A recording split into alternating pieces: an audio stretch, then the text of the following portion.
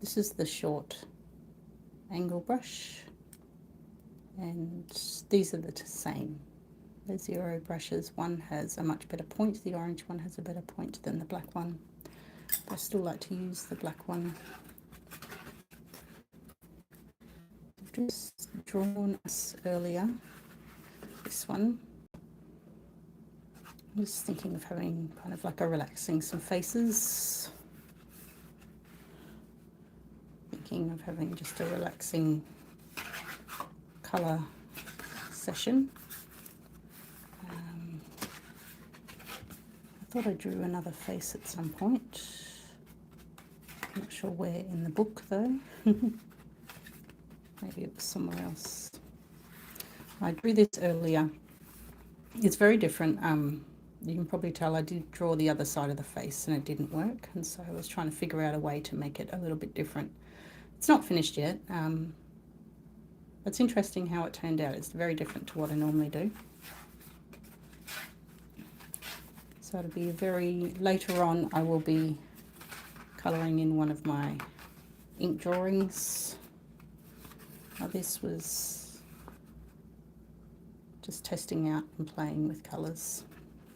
That worked out quite well, but I'm pretty sure I've done a face at some point. I just can't. Oh, there we go. Yeah, I like her.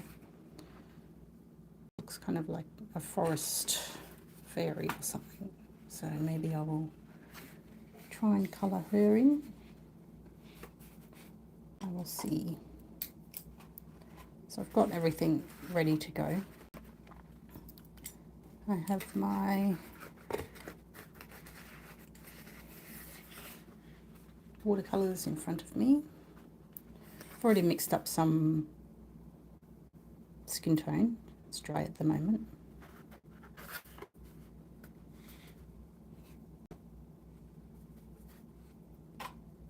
My brush has blue in it, so I'm going to try and get rid of some of the blue, because that will pollute the colours. And I'm going to be adding, I think it is raw sienna or raw umber. Let me check. This one I keep forgetting. It's raw sienna. So I did get some paints earlier and it was the wrong kind. I got yellow ochre instead of raw sienna. But I find raw sienna works best for all skin types, because you can go quite dark and quite light with raw sienna. The combination of raw sienna, permanent rose and ultramarine. So let's colour in this little fairy girl. So I'm only just doing one layer on the face. I think I've mentioned a few times before, I generally try and draw the girls when I'm watching TV or something like that. I just dip my brush in water too, by the way, and I'm picking up more pigment. This is just the first wash, so it's going to dry quite differently, but I will try and leave some areas of white where I'm imagining that the light is going to hit, and that will be definitely on this side of the face, because that's how I've drawn the eyes, but it's not really working for me at the moment because I forgot. Next time. So just with this first layer, I'll go back in with a clean brush, clean water, and I will lift out that colour if I can. So you can see there's quite a lot of water, so I'm just going to do some of that now. I know that the brush it's a sable brush, so it's very conducive to lifting. So I'm just going to lift out. I think the advantage of lifting out pigment that you've already put down is that not everything will get pulled back up by the brush.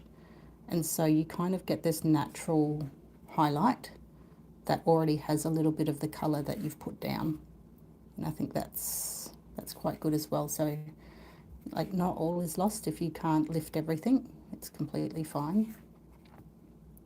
So I'm just going to lift out mainly this side of the face, because I'm going to have the light come from this side.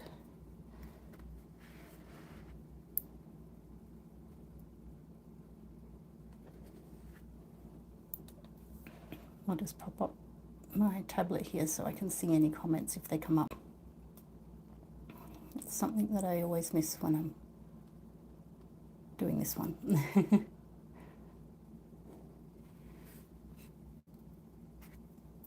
There we go. I can see it too, so just up the top here.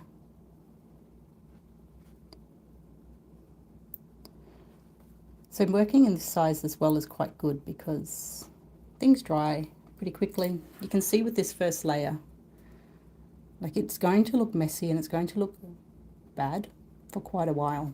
And I think that's, especially for beginners, that's something that sometimes you don't realize that's what happens. And that's why I like doing the lives as well, just to show that sometimes it takes a long time before the piece comes together, and that's completely normal.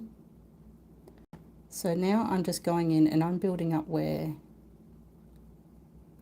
the shadows of the face are.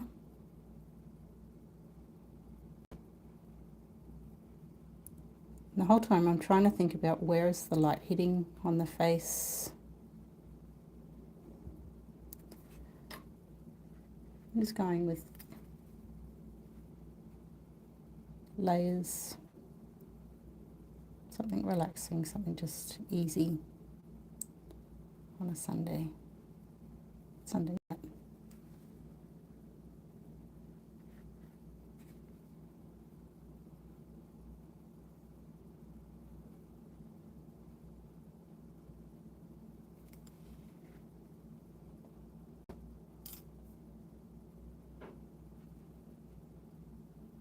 So we have hello. So if this is something that you do on a Sunday, your creative time, what do you normally paint?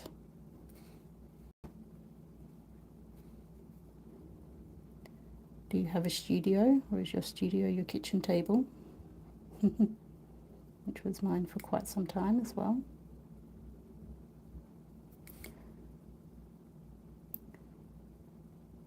So because the face is, I guess it is the focal point. So I've just rinsed off my brush, wiped off the excess, and I'm going to blend some of those extra shades that I've already put down.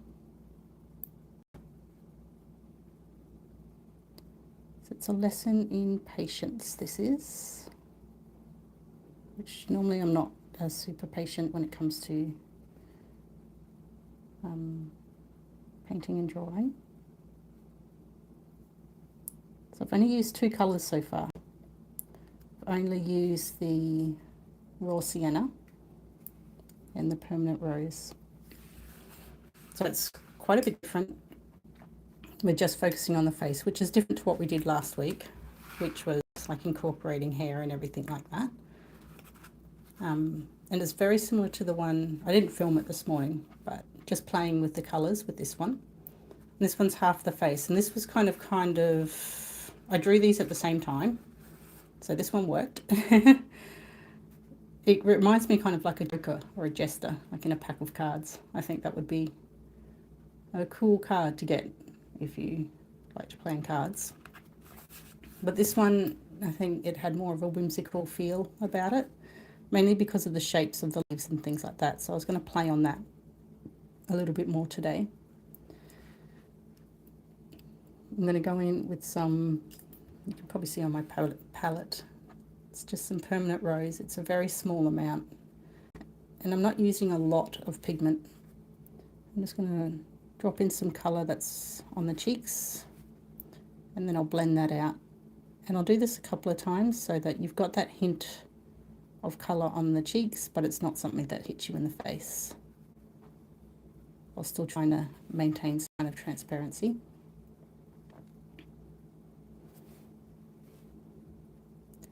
And at the same time, we might play with the greens a little bit as well. So because it feels like a little bit of a fairy kind of setup, I will play with the greens. Now, I've got sap green, which is one of my favourites, but I don't want it to be bright. So I'll mix in a little bit of the perylene green. And I'm just going to play a little bit as well with the colours and see how they go.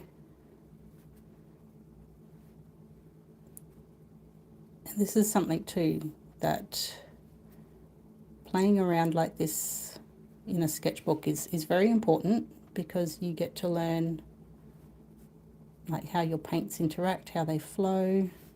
And you get a little bit of a workflow for yourself as well.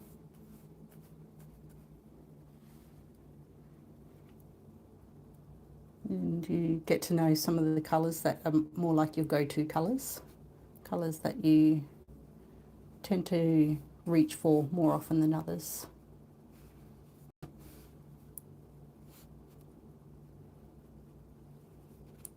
I think too, the mistake a lot of people make is they come in to an artist painting either at the very beginning where the sketch still looks good, or at the very end, and they've missed a lot of the in-between time. And it's that in-between time that a lot of people kind of give up, because it takes so long for the painting to come together.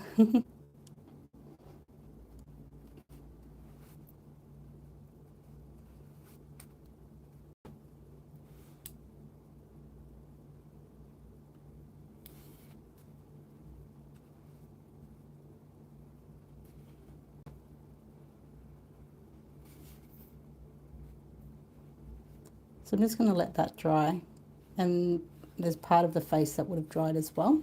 So I'm going to go back to that now. And that's the good thing about working on different parts of the painting. So I've already mixed up my colours, but I want to go in with a little bit more punchy, some more it's more permanent rose and raw sienna. And I'm going to add in a very, very slight touch of, I don't want it to granulate, so I don't want that. I'm going to put in a very tiny bit of Payne's Grey. Yeah, that's good. Just to highlight the shadows again a bit more.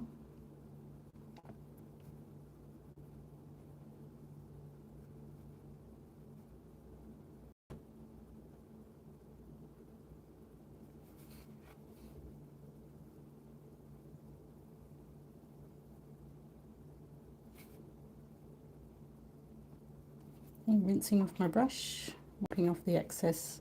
It's a damp brush, it's got not a lot of water on it, and now I'm just softening those edges.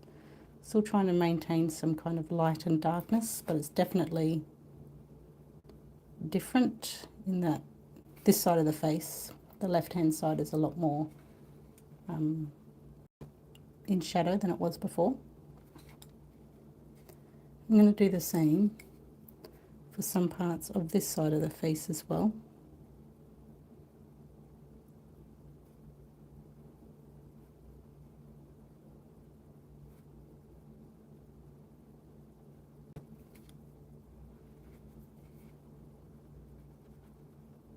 And just blend that out.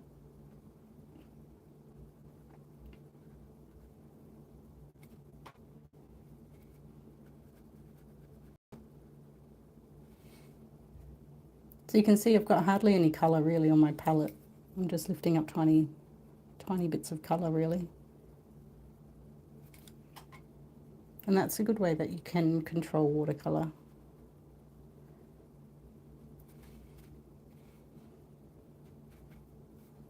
So there's a straight line there. I'm just going to try and blend that out a little bit more. Same with the lips. You don't want it too straight. So it's coming together a little bit already.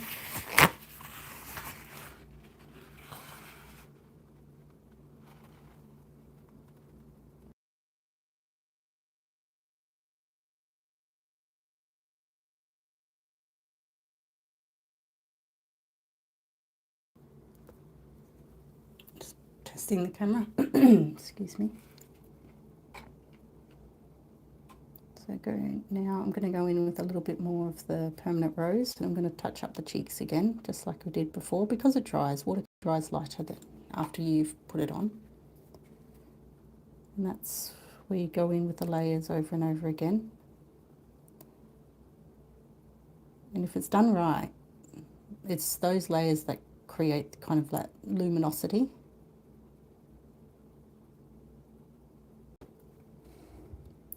So I'm going to go back in. I need to mix some more of the skin colour, so too much red. Raw sienna. There we go. I'm just going to go over some other areas of the face.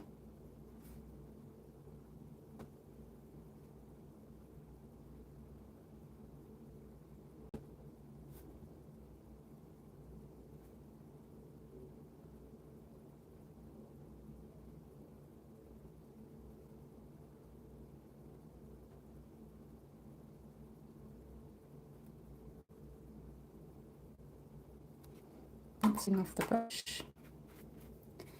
and then with a clean damp brush, and then just soften those edges again. This is not the only way to do it. There are many ways to do it. This is just one of the ways I do it. I do also like the very brushy brush stroke feelings of rendering a face, and I do that at times as well. But today I just feel like taking my time. It's a nice way to slow down the process and just enjoy the painting process. I think that's a nice thing to do as well, just to sit and enjoy the process. It doesn't have to be like a great end result, but it's just that process of taking the time just to slow down. You notice I don't have any music or anything on like that, so sometimes I do that on purpose just to really chill out. It's a little bit different to, you know, normally have something playing in the background or something like that, but it's okay sometimes just to sit with your thoughts. And today you're joining me on my thoughts. So just a little bit of colour for the lips.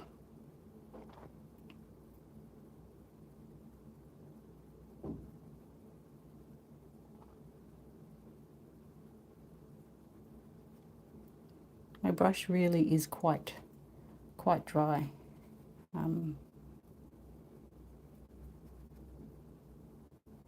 find at this stage that works quite well for me. For other types of rendering watercolor, it's not ideal to have a very dry brush, but I mean, you can kind of go in between those two happy mediums if you wish. So I'm going to go back to a painting of our green leaves here. Actually, I might do something a little bit drastic. I might cover the whole page, and I might change it up and try and do some, what's it called, negative painting, because I'm not very skilled at that, and it's something I would like to improve on. Oops, as you can tell, I'm very careful.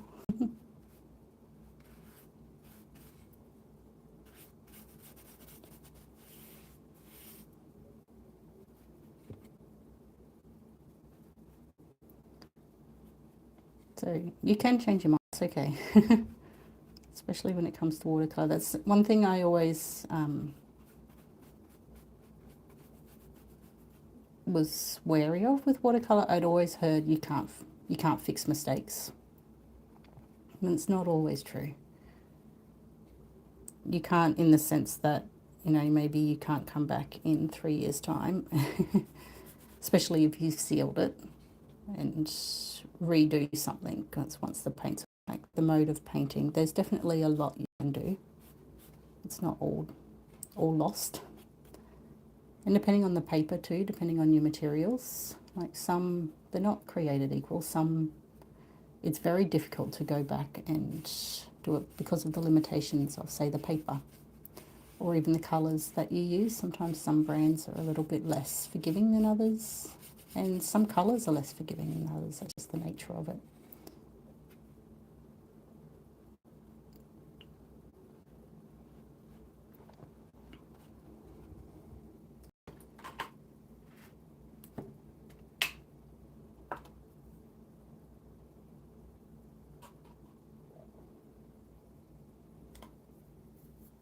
So that's her so far. I'm going to paint her eyes green as well. I think At the moment, it's going to look a little bit strange, mainly because everything is kind of the one tone.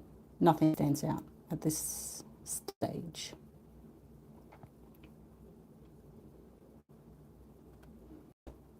But once we get in all of our darks and our lights, it's going to make a lot more sense, I think.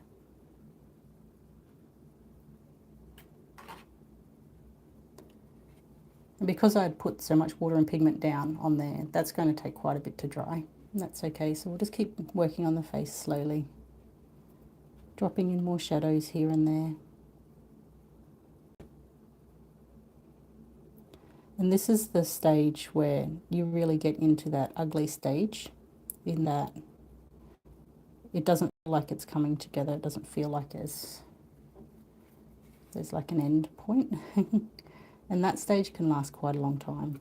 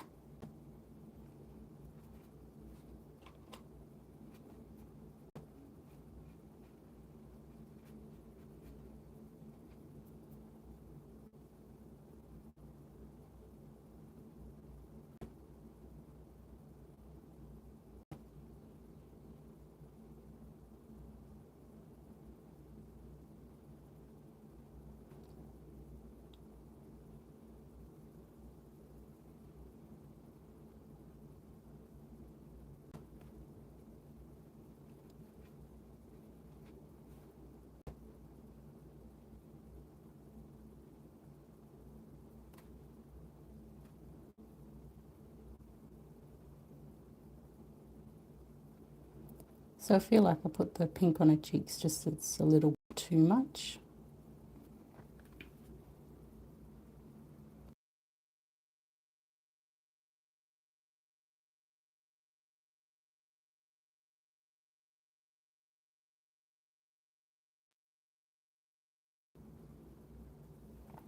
But I think that will definitely dull down once I put the background in. So I'm not I'm not super worried about it.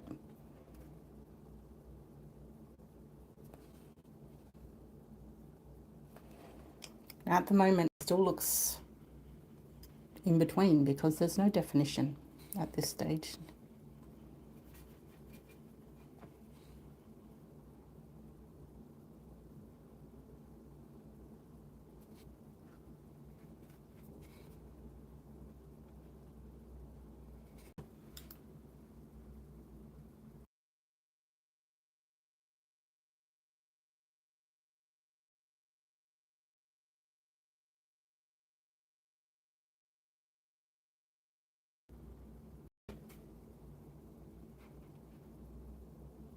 So I'm going to go in and just darken up little parts of the pupils in her eyes.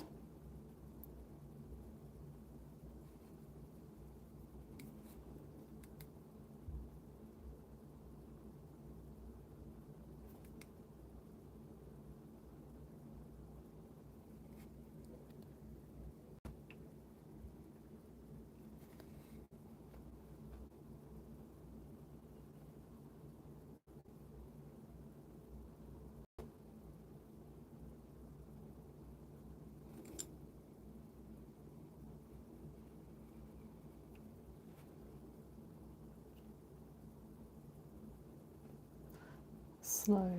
Yep, painting is slow. Drawing is slow. A lot of people don't appreciate how slow some processes really are. So hopefully this will show that sometimes good things take time. And that's the nice thing too. be able to slow down.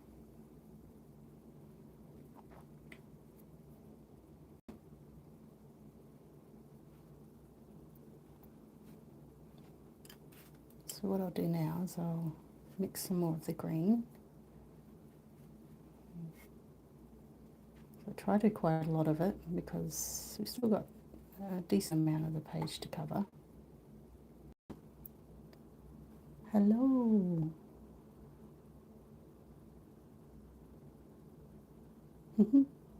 Sawadee.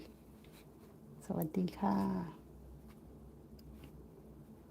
So we have, I'm going to try, like we mentioned before, the negative painting. Not sure how it'll go because I'm not super skilled, but negative painting is basically painting outside the lines. So I do have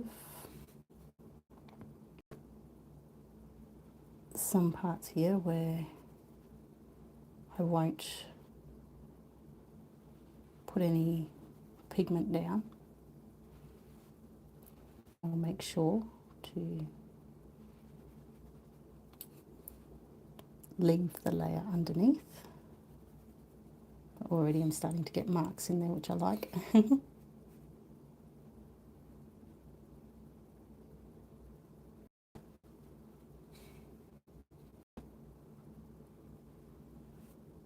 And that's okay, it's experimenting.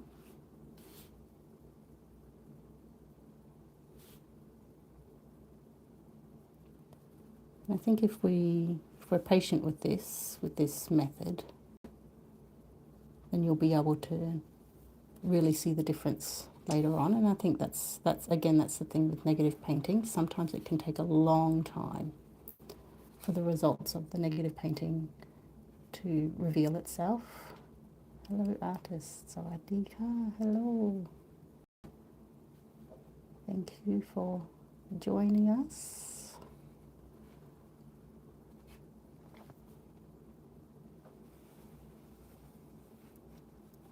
So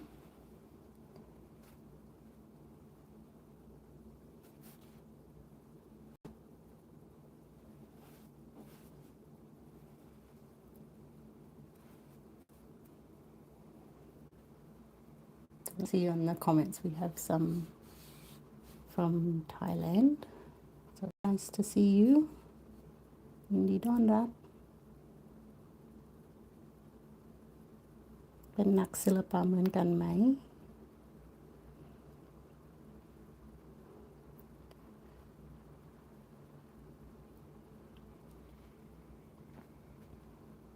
So you can see just with those few brush strokes, the negative painting, it can be something that ends up being quite effective.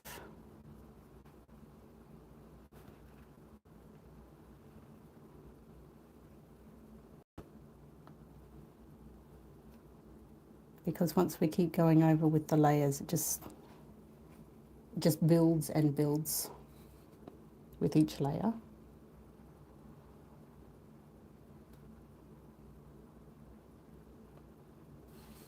I'm freestyling it right here at the moment. I don't know if I should because, yeah, I find negative painting a little bit hard to wrap my head around because I just want to fill things in, which is not what you're supposed to do with negative painting. You are supposed to like leave it to dry and then put another layer in. So I might leave it for that layer and then go back to the face in a little bit. But you can see it's coming together. It is starting to work.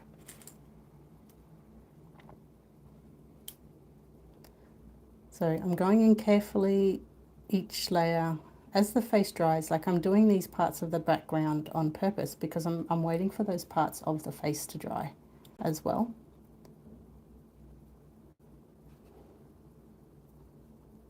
Because the more layers that you can build up, you do get some quite interesting definition, and that's really nice. You want that. So just building up these layers in the eyes. Her eyes eventually are going to match the background quite well. I might try and give her some colour here.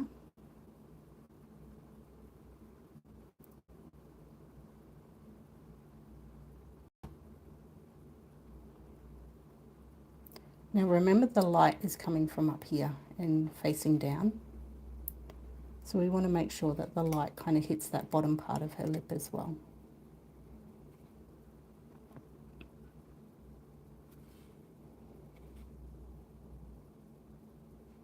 And also this top part. So I'm just taking out, again, I'm taking out a little bit of colour from the top part of her lip.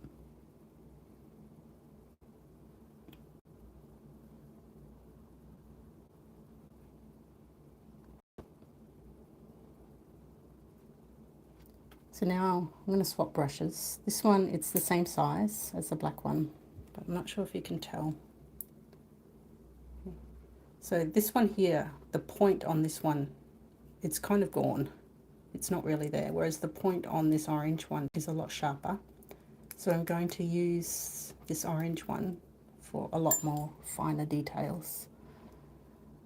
And I'm going in with Perylene Green, which is a very dark green pigment, and it's what I've been using to mix these darker ones at the back here for my background. And I'm going to go in just with this very fine point and just put in some details. And you'll see once we've put this little layer in just how much it will bring that part of the face to life. Paint in that pupil in that dark area there. Even just that tiny little bit does change the dynamic quite a bit.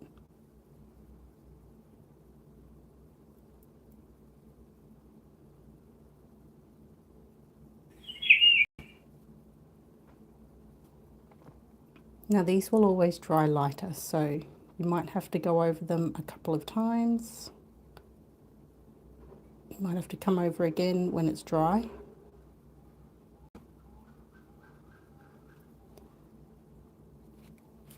Picking up my other brush.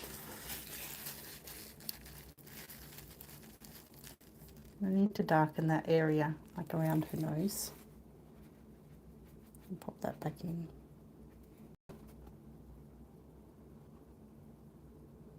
Just so there's more definition there. And then come through.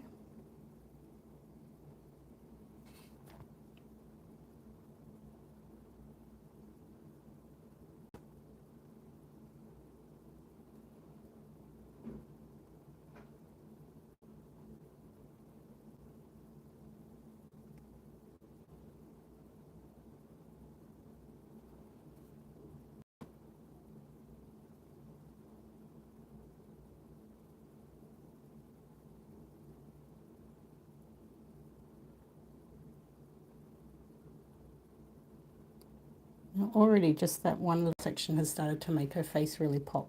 And the reason for that is because mainly the contrast, our eye can now differentiate like what parts of the face are what, which is what you want. But also these dark bits, they are next to the light bits. And it's again that contrast, the darkness versus the light, that our brain can really easily interpret.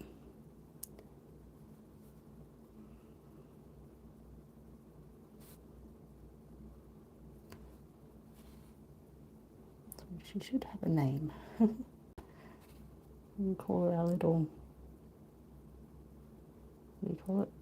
Forest fairy or something.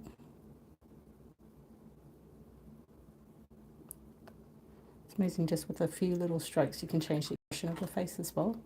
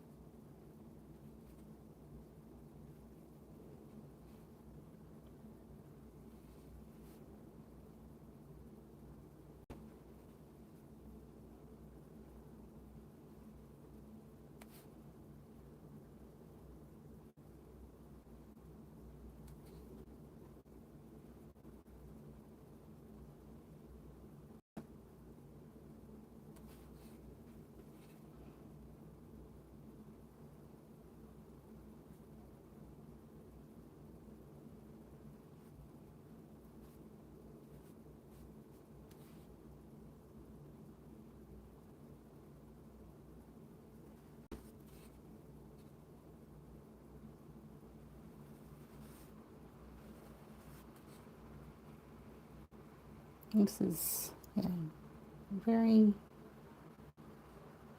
easy, relaxed way to spend an afternoon. It's just to paint slowly.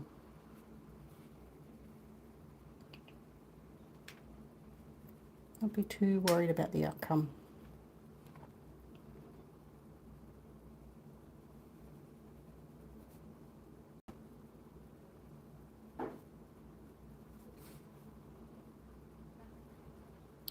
So I said at the beginning how I'm not very good at negative painting. I've completely ignored all of my lines now and I'm freestyling it.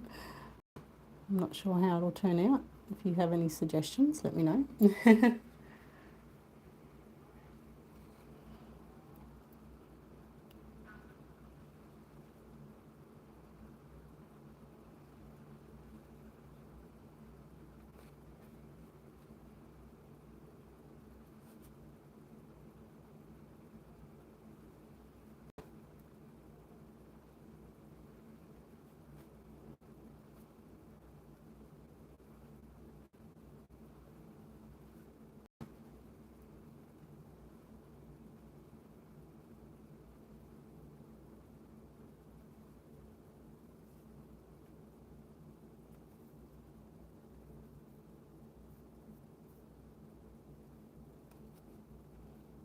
It's interesting, in my course I talk about like finding your own way of making marks. And I find this really interesting. Like I can see that these marks here is some that I generally make all the time. These shapes, even in my flowers, everything. So you do kind of default back to what you're comfortable with, for sure.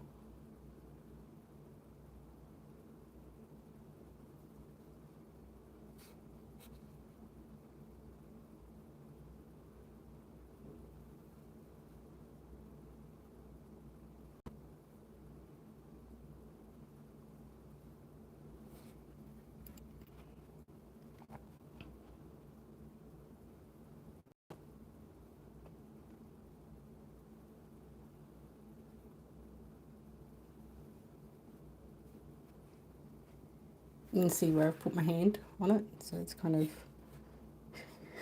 wrecked it, which happens often.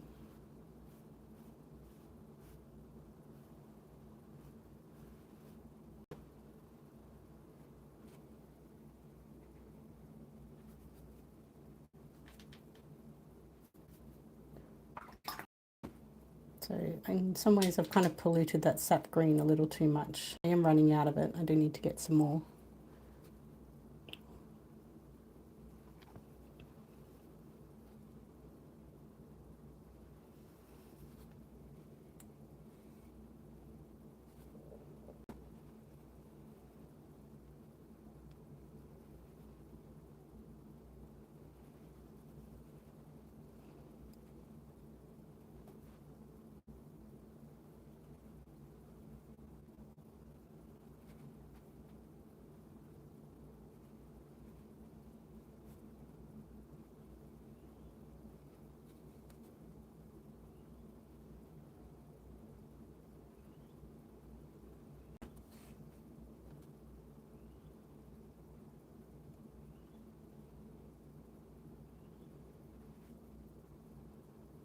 This photo. โอ้ไม่ได้ถ่ายแล้วค่ะพี่นี่แค่วาดรูปใน sketchbook.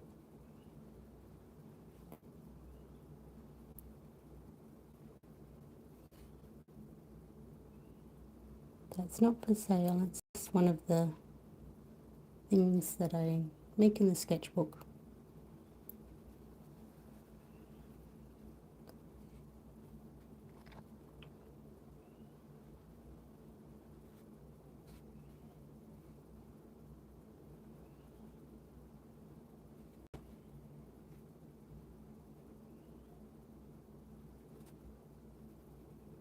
I think that's the nice thing too.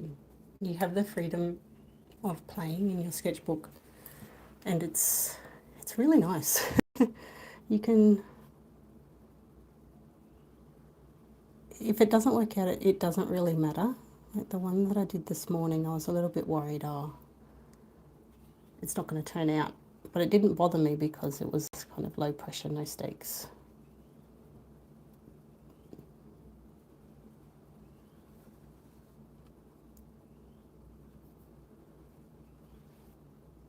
That didn't really turn out, so I'm just covering that up now.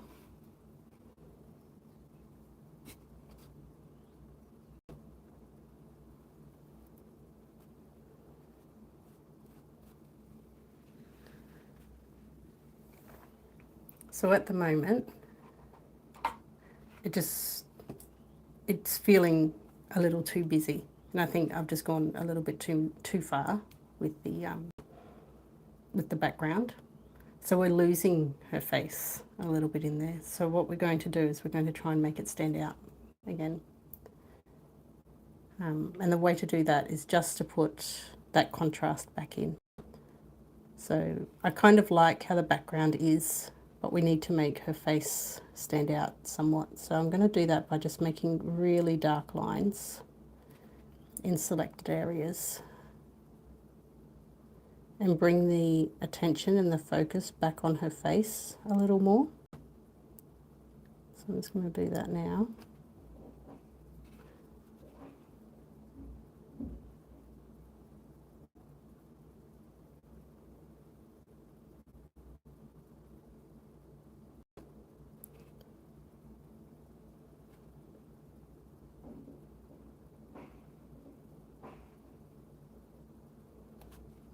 And it doesn't have to be a lot for it to stand out.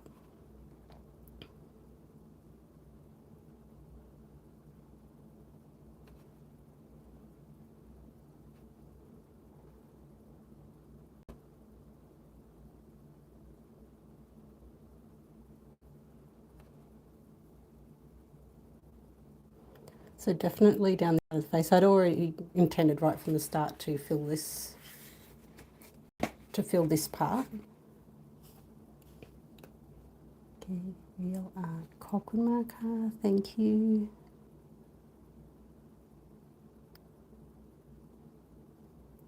So I don't know if it's a mistake to do that.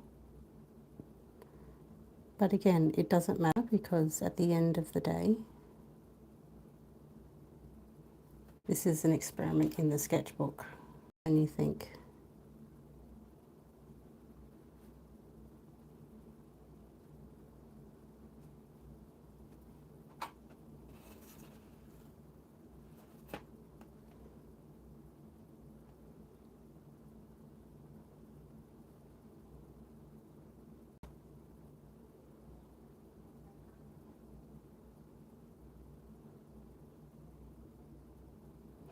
will it turn out the way that we want? Yeah, see, there's just those little bits of just made it kind of pop a little bit. So what I might do, oops, is try and get a little bit more like fine detail on some of these areas. So it can go up a little bit more. Just make the edges a little bit sharper.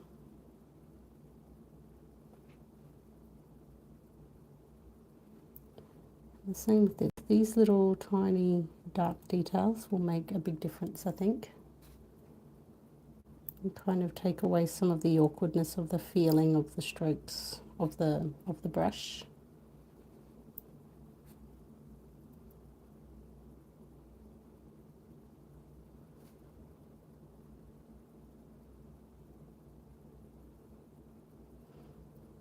I'm starting to freestyle it now, I can tell.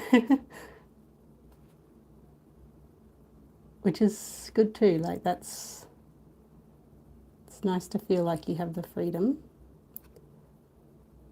to kind of really like be expressive with the strokes. That's okay. Like I think these days you see so much perfect artwork around that sometimes you feel a little bit scared to make mistakes with what you're doing. But you know, the learning is in the mistakes as well. We get a good indication of, okay, this is what I shouldn't do.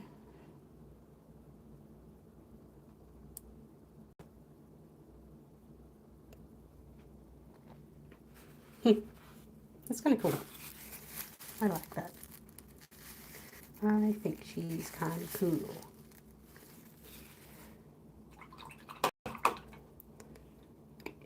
So you can see there's a quite a big difference between, like, I did these both on the same day, but how this other one turned out,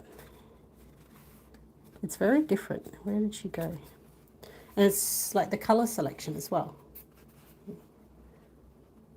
Like I said, this one feels more like a joker of a playing card. And it could be just the half face that makes me think it. But it's a very different feeling to say a little wood nymph. But it's nice to have her little face like. I'm actually going to do a little bit more on her face here. Just because I feel like I haven't finished her yet.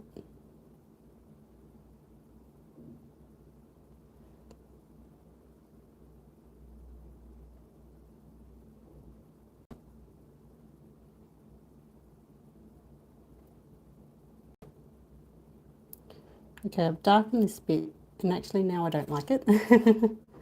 It's a shame, but that's okay. I think it's this really light section here that's also throwing me off. So what I'm going to do is I am going to just put in a little dark piece here as well. And yeah, that's a bit better for me, personally. Just having that little dark section that I didn't like very much.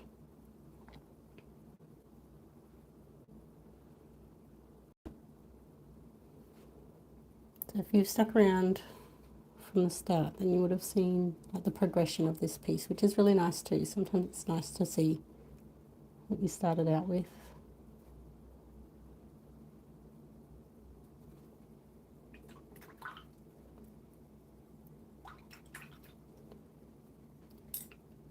Okay, so now we've got gold. This is just the best. It's handmade. Hopefully if I've linked everything right, all the links to my materials in the description. So this is nearly my #1 asked question, is what gold do I use? It's a handmade gold, but I have a similar one in the description below. And it's a lot different to other watercolor in that you have to activate it like this. You have to really make sure that the particles are absorbed in water, dissolved in water enough. Oh, I like that. These are my regular earrings. I like that. I like it. I like it. I like it.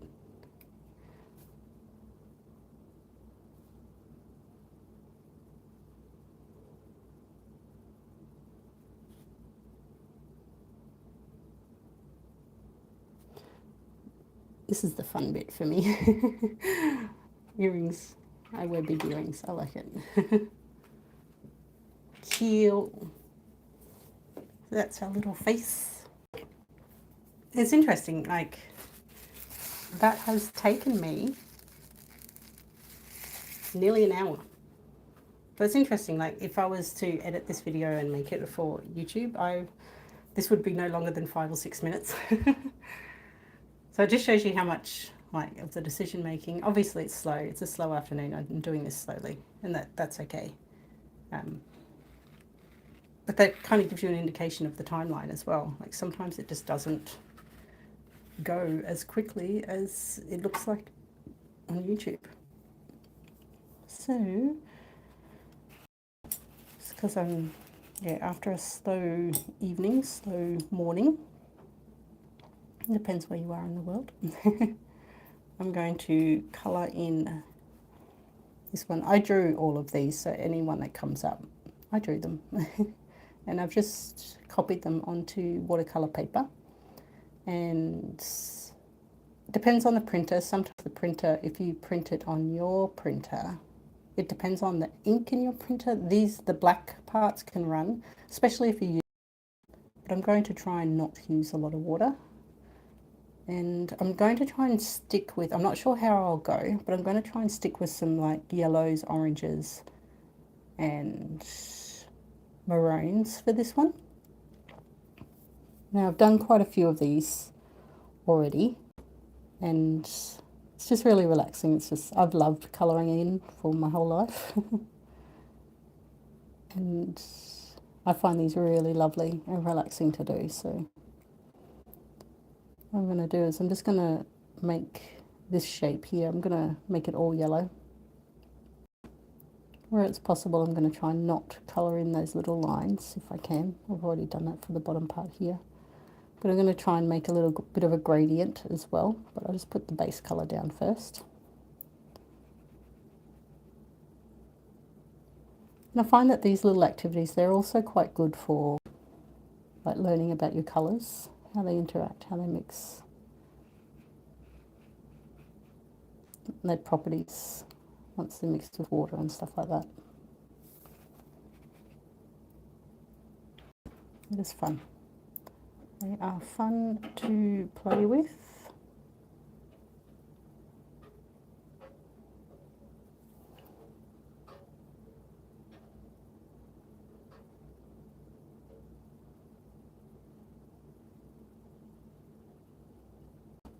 And they're nice to do.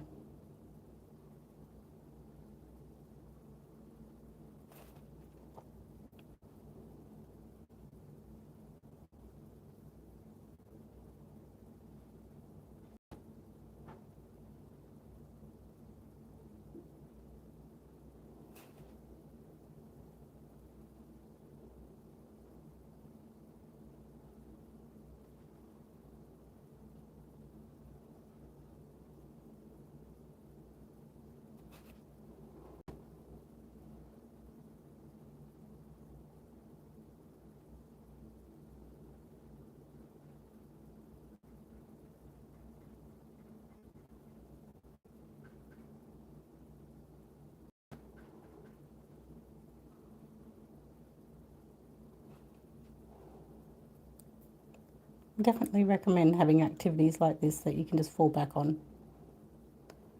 Not a lot of thinking required. Just choosing your colours. It's a nice way to be creative without too much pressure. For it to look good because it already is kind of, the plan's already laid out, it already looks good.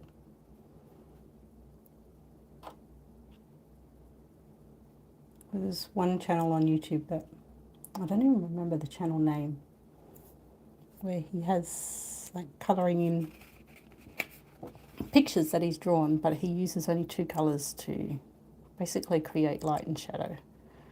I'd like to experiment with that a little bit with these drawings because they're abstract, so in some ways it's a little bit harder to render light and shadow, I think. But it actually might work quite well with this shape here. So I might try it. Maybe I'll think about doing that. Maybe. I think the obvious choice for a good shadow colour with this would be purple because it's opposite to yellow on the colour wheel.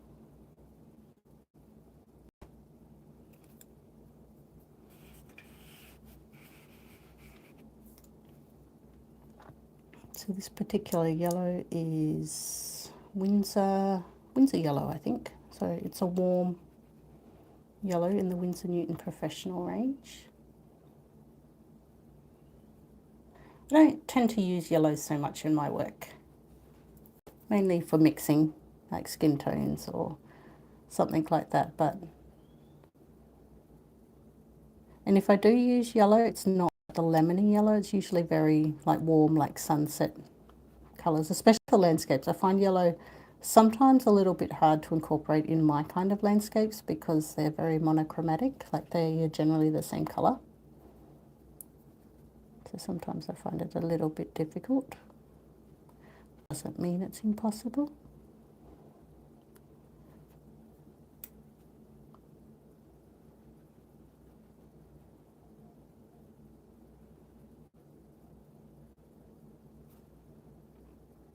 find a size 0 brush works really well. This is just an A5 printout. I've got some printouts on my website, but if you want to print some out and try them yourself at home, then they're available there.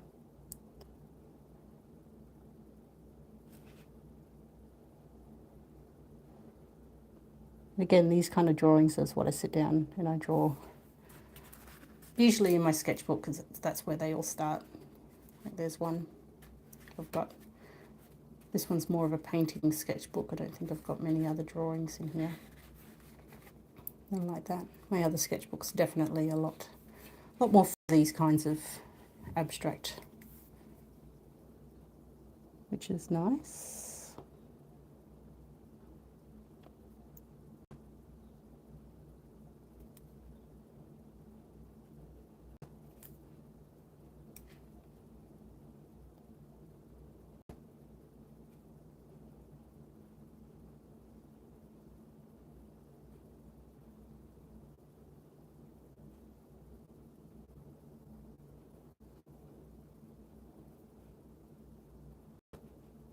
Just with the smaller brush, it feels very calming.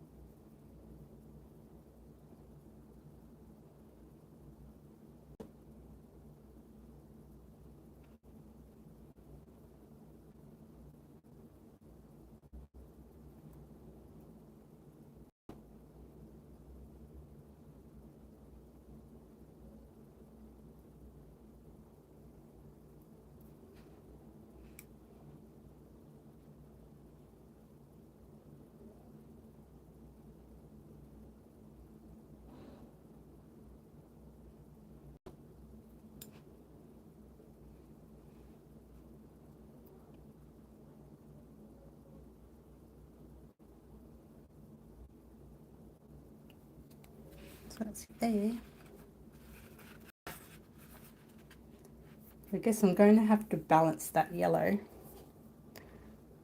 with somewhere else in the piece too, otherwise that's just going to be a little bit too much. So I might put it down the bottom.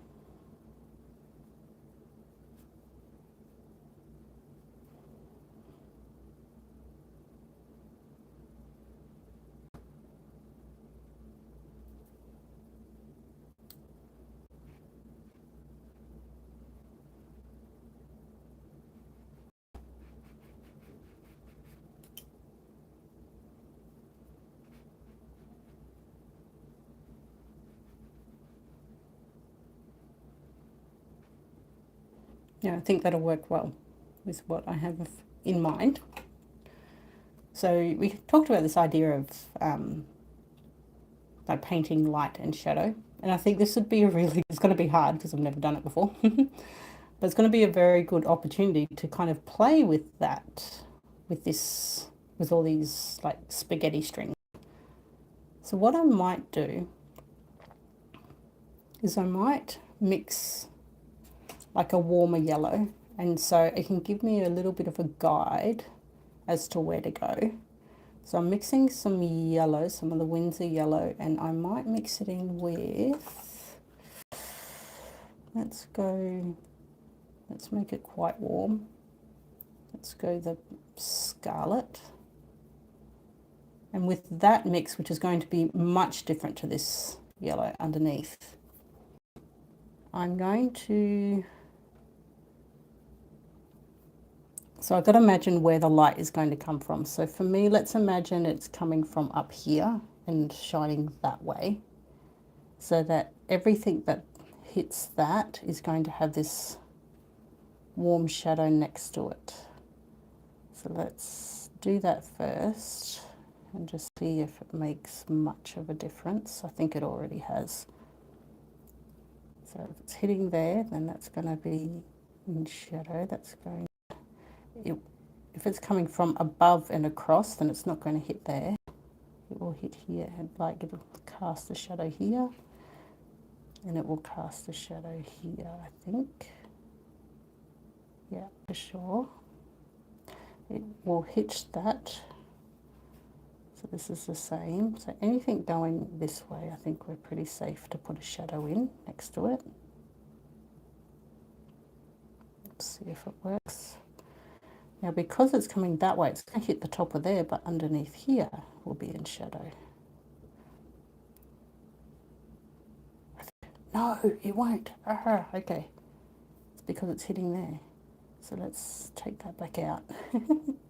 So I said it's going to be hard. So just a damp brush, and I'm trying to pull up that colour as much as I can. Let's put it where it's supposed to be. This side, I think. Yeah. And then this way. And this way. It's harder than I thought. That'll be in shadow underneath here. Yeah, so this will be underneath.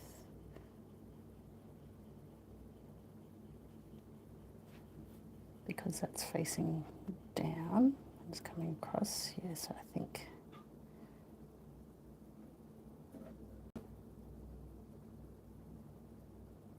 That strand will be in shadow.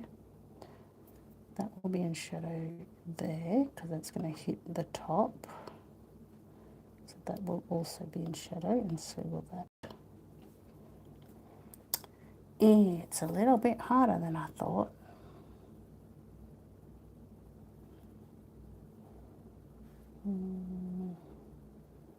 That's definitely in shadow.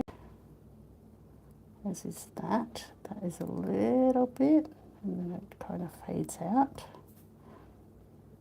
That's in shadow. That is in shadow. This is here until about there. This is a tiny bit. That will be in shadow. This is definitely. This is in shadow. So is this. So is this. So is this. So you can kind of already start to see the effect a little bit. These are definitely in shadow. Light's coming from above. This bit is. This bit is here.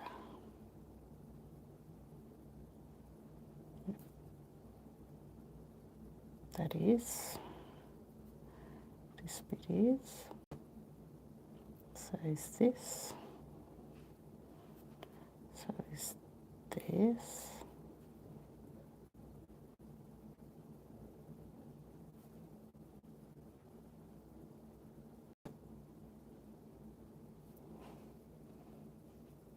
Let's pretend that's this as well.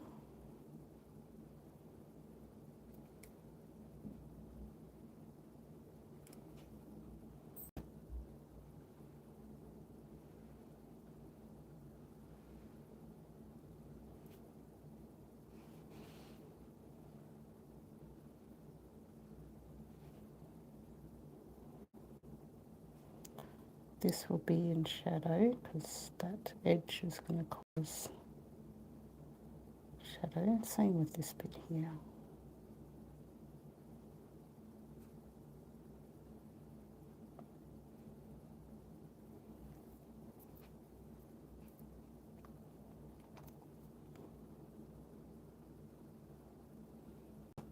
Kinda cool.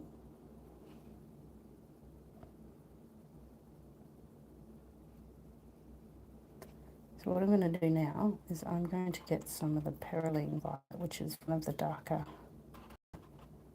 purples.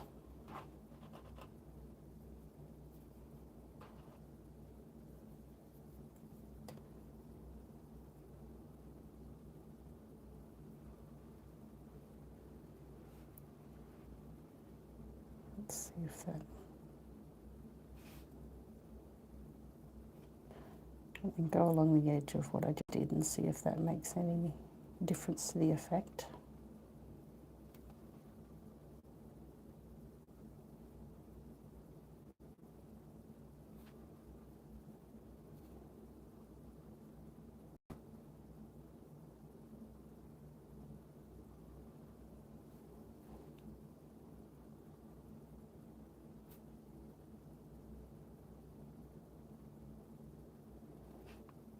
It's interesting how it does change the effect a little bit. Like, this is by no means you should do it like this, because I'm learning to. But it's a good experiment, especially with something like this that you can just print off again and don't have to worry about it. Oh, thank you. This is lovely.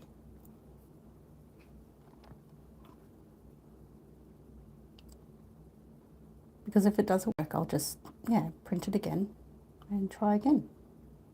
I think that's the beauty about some of these, like colouring, because sometimes you do put in the wrong place, or you don't like the colours you chose, and that's okay as well.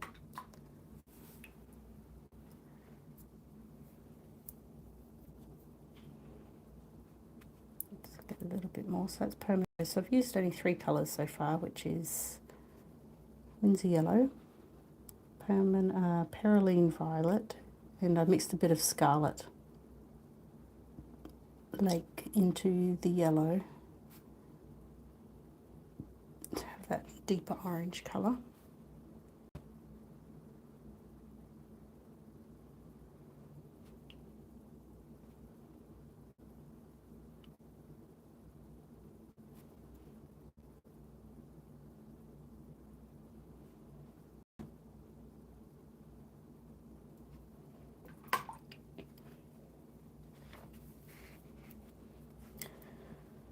I was going to stick with like the reds and the oranges for this, but I'm kind of a little bit stuck now about how to paint in the middle. I'm not quite 100% sure what I want to do with it. If you have any ideas, let me know. I don't know.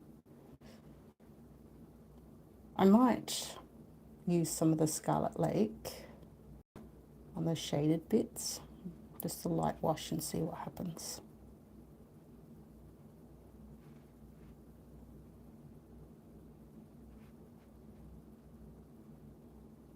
It's okay. It's not great, but I've committed to it now. Like I said, like if it doesn't work, you can just go and print it out again. Doesn't matter. I don't think there's a link to this in the description, actually. I think it's on my website, but I don't think I linked it and forgot.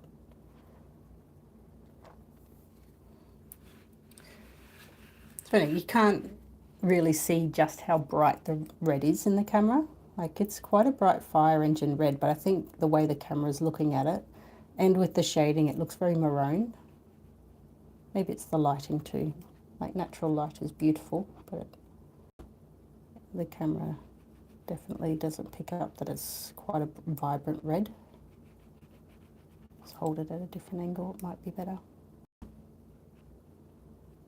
Yeah, I don't think I like it. That's all right. We've done it now.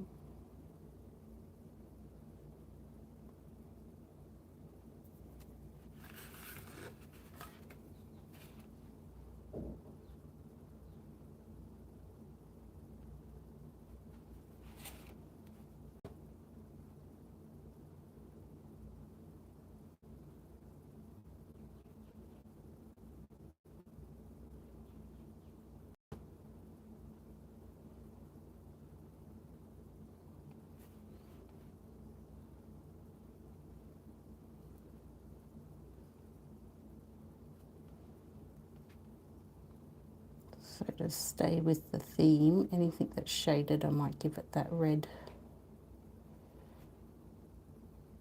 treatment.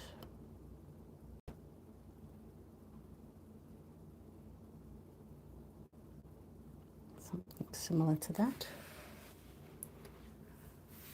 Oh, I think I'm done today. I'm a little bit tired, so I might leave it there. And because I'm not feeling the colours, I will come back to that and I'll finish it. But we did finish one together, which was this girl here, which I thought worked out quite well. So happy about that. I like her earrings. Her earrings are always fabulous. So yeah, thanks for joining me today. And we'll see you next week for another one. Bye.